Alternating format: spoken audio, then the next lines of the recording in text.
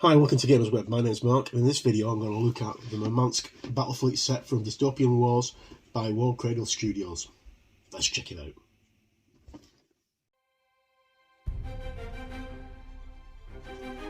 Hi, and welcome back. As I said in the intro, this is my look at the Murmansk Battlefleet set for Dystopian Wars by Warcradle Studios. This was very kindly sent to me by the guys at Warcradle and Wayland Games, so many thanks to Stuart and Free. Okay, let's go. So the Murmansk Battlefleet is a large fleet that is part of the Commonwealth, or the Russian faction that is one of the main factions in Dystopian Wars. I've done a quick look at some of the other ships from the Commonwealth Fleet, so this is a full fleet box set in itself.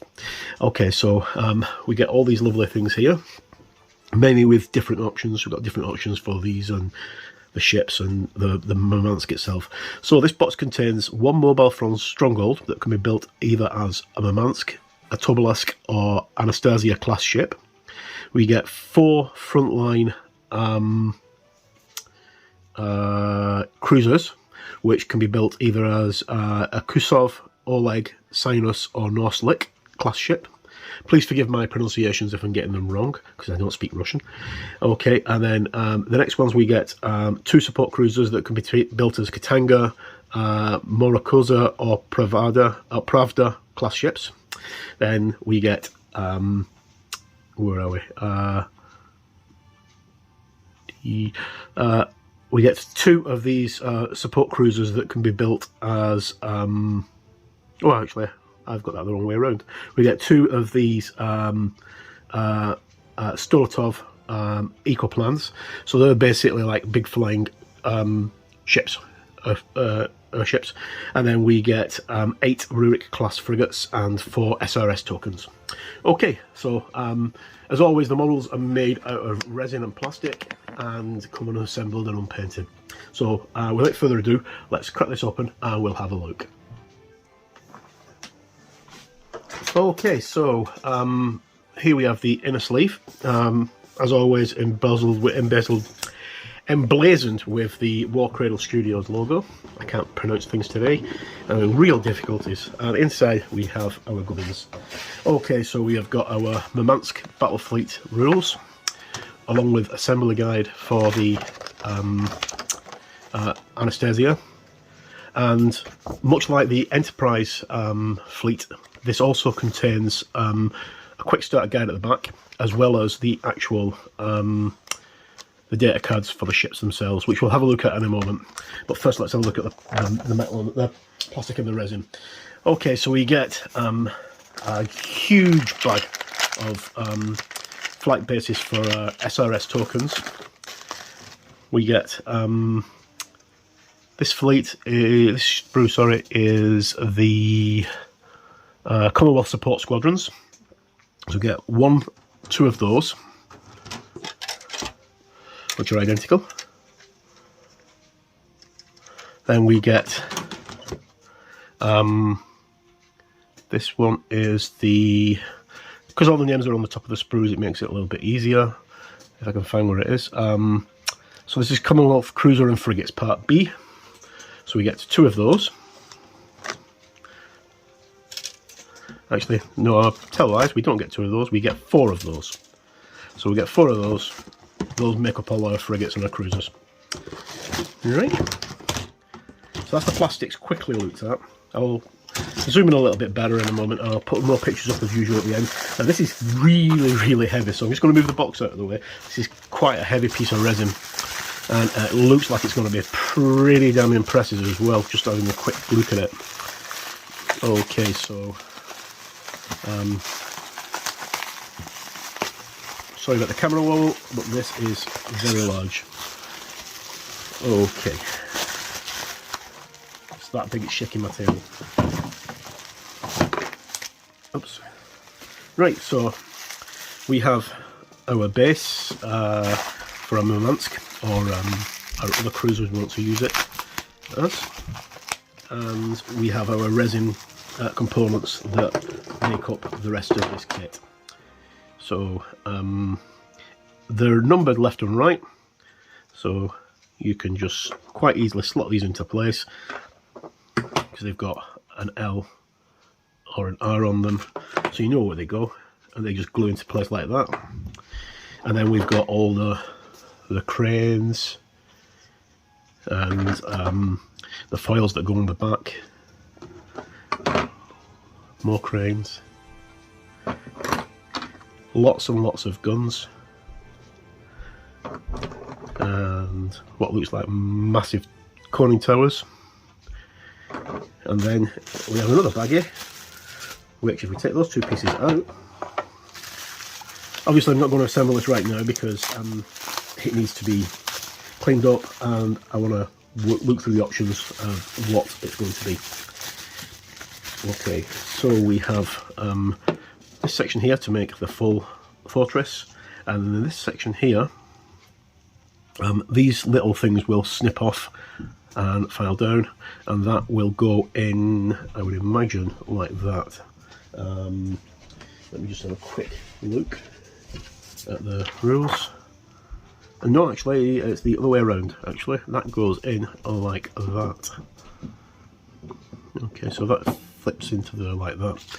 If we look at our instruction manual. Okay, as always with resin parts, strongly suggest that you wash them first before you actually do anything with them. Just use some warm soapy water to get rid of all the mold lines, mold grease, sorry, off them. Overall thoughts, very, very impressed with this. It's a really big kit, and it's ultra smooth, which is absolutely fantastic, and lightweight as well. Okay, that's going to be a joy to paint, and lots of detail, as you can see. Just zoom in a little bit, you can have a look at the detail on the actual kit itself. Fantastic. And of course it's got the Soviet star on it, or the Commonwealth star I should say, because it's not Soviet. Okay, so that's a quick look at the actual kit itself. Just going to pop these away and then we'll look at the rules. Okay, so we have got the Murmansk Fleet. Read this first, emblazoned on the front. Okay, so we've got our blurb about the dystopian age. It tells you what you need to assemble the kits, so plastic glue, super glue, because the plastic glue will not work on the resin kits. You have to use super glue. Okay, so all our turrets are interchangeable. Got heavy bomb batteries, trial railgun and rocket batteries, and shows you where you can place them on your Murmansk itself. And you can also get the turrets. The other turrets are on the command on the Commonwealth sprues. And then we've got the Tobolsk mobile fortress, which is slightly different. Again, that's all enclosed in, whereas the Murmansk has a gap to allow ships to go into it. And then the Anastasia, which we've just had a look at. For some reason, I don't know why they've given us the Anastasia rules separately. Just having a quick look, everything seems exactly the same. Oh no, the part numbers are different, 18 and 19, 16 and 17. Yeah, so the part numbers are wrong on this, the part numbers are correct on that one.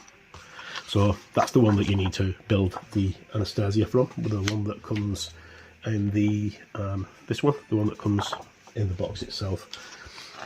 Then we've got the simple instructions for building the Kustov. Quite a simple kit to build. I've built a Kustov before because when I got my first sample of sprue from Wayland, it was the Kustov. Then I got Oleg monitor. These are quite nice. The Sinus fast cruisers, they're very, very nice. Very hard in the game. The Nalisk, all quite simple to assemble and easy to put together. The Katanga, this one's a little bit more complex to put together than the others, but again, all turrets are interchangeable. The Morkozo, sorry, the Pravda or Pravda class, and then we have the Stoltov. I think that's Ekaram plan. So it's a big airplane. That's all we need to know. and then the Rurik class frigate, which we get 8 of. Okay, so going to our rules. The Murmansk itself is a mobile fortress. It's a flagship. It's pretty nasty. It's got 4 heavy gun batteries and 2 heavy broadsides. Forward port, forward starboard, aft port, aft starboard, and they do 6-3, 9-4, and 6-3 damage each. That's pretty good. And then you've got the heavy broadside fuselage, which has got forward and aft, which is 10, 5, 6-3, and no long range, and the same for the port. It's got ablative armour, so remove 1 action die from attack pool for each weapon with gunnery or fuselage quality. Advanced repair facilities, heavy magazines, logistic support, lumbering, unexpected arrival, and void engine overlock. And then moving on quickly to its wheel, we have a defence of 8-8, we have a speed of 2, a hull of 12, a mass of 5, so it's a big ship, a citadel of 11, an armour of 7, a turn of 2, and a fray of 12. Now, turn of 2 is quite strange because this thing's like circular, so is it just going to turn like that? But it's got a limit of 2 anyway. But its mass means that it moves forward 5 inches every turn. Then we have the damage part of it. We have the Tobolsk, which is the same vessel, but is got rocket batteries. So this is armed exactly the same with the heavy broadsides and the heavy gun batteries, but it's got rocket batteries that are forward port, 2 forward port, 2 forward starboard, and it's exactly the same apart from its citadel is 11. Oh, actually, it's exactly the same. Yeah, fray 12. Oh no, the hull's slightly better. The hull is 14 instead of 12, and it's got cryo capacitors, commuter railguns, heavy magazines, SRS mine clearance, SRS flight recon, SRS capacity, internal gyro generator, internal magnetic generator, internal shield generator, and then lumbering, unexpected, and void engine overlock. And then we've got the Anastasia, which is a mixture of both the vessels, because it's got railguns, it's got rocket batteries, and it's got a broadside. And the railguns look pretty nasty. They do 8-3 at point blank, closing, and at long range, so they're quite nice. I think my Germans are going to suffer quite badly against one of these. And then we've got got speed 8, 8-8, defense 8-8, speed 2, hull 14, mass 5, citadel 11, armor 7 instead of armor 8, turn limit 2, and a fray of 12, which is slightly less than. Oh no, the armor's exactly the same, and the frays. Yeah, so there's no real difference between this one and the other one. And then this one's got ablative armor, same as the other two. Advanced repair facilities, Black Wolf mercenaries. Models in this unit ignore the side effects of emergency disorder conditions. Combat air patrol, cryo capacitors, commuter railguns, logistical support, SRS mine clearance, SRS flight recon, SRS capacity, internal cryo generator, internal magnetic generator, internal shield generator, lumbering, unexpected arrival, void shield overlock. I have to forgive my hands, I've been messing about with MDF all day, my fingers are filthy no matter how many times I wash them. Then we've got the Cragger Cruisers. This has got heavy gun batteries, forward part starboard, with 6, 9 and 6, and then the same again aft port starboard, 6, 9, 6. And then we also have broadside fuselage, which is port starboard, 6, 3, and that's it. It's got a defence of 4-3, speed of 8, hull of 5, mass of 2, citadel of 10, armour of 6, and a turn limit of 5. Hammer sweep. During its activation, this unit may increase its speed by 1 and gains a +2 to its ramming dice, provided that it makes no turns during its movement, and ablative armour.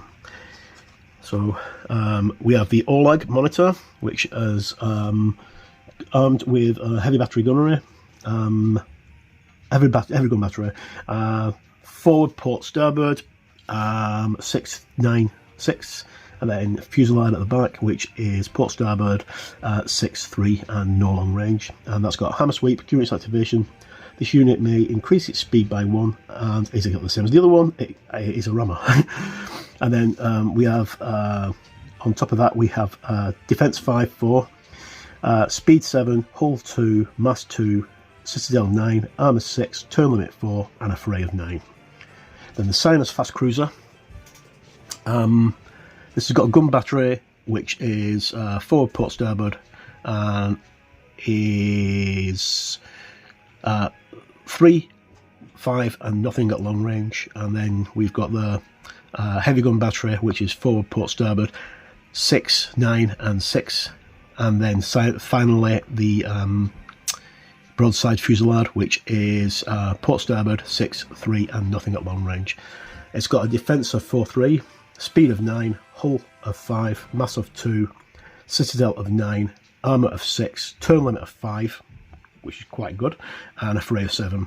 And it has Vanguard, which means you can actually use this as a forward advanced unit, and it gets a free move during the first activation, as far as I'm aware. And then we've got full steam ahead. This unit may double its drift during its in the movement's depth. If it does so, it may not make any turns this activation. That's so it gets a 4-inch movement, sorry, 2-inch extra movement for free if it goes in a straight line. Okay, and then we have the Nalisk, which is a heavy cruiser. That's got a gun battery, which is forward port starboard 3, 5, and nothing at long, and it's got 2 heavy gun batteries, forward port starboard, aft port starboard, 6, 9, 3, 6, 9, 3, and then a broadside fuselage, which is 10, 6, but nothing at long range. And it's got the hammer sweep, which allows it to ram. Its stats: it's speed 7, hull, defense 4, 5, or 5-4, speed 7, hull 6, mass 2, citadel 10, armour 6, turn limit 5, and a fray of 9, which is quite cool. Then the Katanga is an assault cruiser. This is armed with the Smirnov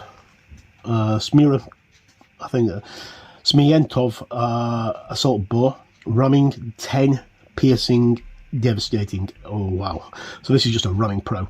Okay, and it's got no range because it's a ramming pro, and it gets hammer sweep, which allows you to make more damage on its ramming. It's got a rocket battery, which is 5, 5, 5 along all ranges, and it's got a heavy gun battery, which is 6, 9, 6, which is forward port starboard and forward aft port starboard, and then a fusillade gun broadside, which is port and starboard 6, 3, and nothing at long range. And having the hammer sweep makes this quite nasty. Okay, it's got a speed of 7, hull of 6, mass of 2, citadel of 10, armour of 6, a turn limit of 5, and a fray of 10. And it's also got an internal cryo generator. This thing is going to be absolutely lethal at cutting smaller ships apart. It'll just plow straight through them. Okie dokie, so moving on, I'm just going to take a quick drink. Tea, best drink of the day. Okay, so moving on, we've got our Murmansk heavy class cryo cruiser. As I say, my Russian is really, really bad, so I can't pronounce most of the words, but hey. Okay, so we've got a rocket battery, which is forward port starboard 5, 5, 5. Then heavy gun battery, which is forward port starboard, aft port starboard, which is 6, 9, 6, which seems to be quite consistent with all these ships. And then a broadside again, which is port starboard 6, 3, and nothing at long range. And again, it's got hammer sweep and cryo generators and ablative armour. This ablative armour is going to really cause some problems for me. Hopefully my torpedoes might be able to get through with my Germans. Okay, so defense 5-3, speed 7, hull 6, mass 2, citadel of 10, armour of 6, turn limit of 5, fray of 9. Really cool. And then we've got the Pravda support carrier. That's got rocket battery, which is 360, 555, and light broadside fuselage, which is port starboard 4 and nothing at closing or long. It's got a defence of 5-3, a speed of 7, a hull of 5, mass of 2, citadel of 9, armour of 6, turn limit of 5 and a fray of 8. And it comes with a bladed armour, combat patrol, Komata railguns, SRS mine clearance, SRS recon flight, and SRS capacitor. Right, so special SRS capacitor, which is 4. And then getting towards the end now, the last things we've got are the Stoletov Ekroplan, which has got rocket batteries, forward port starboard 555, heavy battery aerial, which is forward 999, that's nasty, and then torpedo salvo, which is submerged torpedo extended range, that's forward, and that's 776. It's got a defense of 3-5, speed of 10, hull of 3, mass of 2, citadel of 8, armour of 5, turn limit of 3, and freight of 7. And this has got Caspian overthruster. During its activation, this model may increase its speed by 6 inches. If it does so, it may not make any turns. If this model has moved at least 10 inches, the model is obscured, and heavy rocket battery gains the extreme range quality. And it's got a mine layer and a spotter. Then finally, the little boys, we've got lots of these, we've got 6 of them. We've got the Rurik frigates. Sorry, we've got 8 of them, the Rurik frigates. They've got gun batteries, which are forward, port, starboard, 3 and 5, nothing at long range, and light broadside, port and starboard, which is just a 4. And then it's defense 2-2, speed of 11, hull of 2, mass of 1. So these ships aren't going to last very long. Citadel of 8, armour of 4, turn limit of 6, and fray of 5. And this has got a shallow draft, so it treats treacherous rotor as open water because it's very small, and it's an escort duty, so these can actually escort larger models. Then at the back of the book we get our quick play guide, so with all the weapon qualities and a quick reference. So that's that, and that, as they say, is that. This is a fantastic kit, and it's available now to pre-order from the folks over at Wayland Games and Warcradle. And by the time this video goes out, I think the pre-orders are live now. I'm just going to put everything away so it doesn't get lost, and then see if we can get a painting video for this one done as soon as possible. I've got a painting video coming up very shortly for the Enterprise fleet. That's going to be a painting and assembling, and much of the same we did with the Koenig fleet. And this is such a pain to get in when I've got a camera directly above me. Okay, so I'll put the rules to one side, and that is just a quick look through the Murmansk Battlefleet set from Warcradle and Wayland Games. Once again, my many thanks go to Freeland and Stuart at Wayland and Warcradle. Without your support, I wouldn't be able to make these videos. And thank you for tuning in. I hope somebody finds this of use. We've got a couple of battle reports coming up very shortly. We're just getting all the fleets painted up so we can actually bring you a beginner's guide to playing Dystopian Wars. So, as always, I've been Mark. Thank you for tuning in, and no matter where you are in the world, please stay safe, look after yourself, and happy gaming. Bye.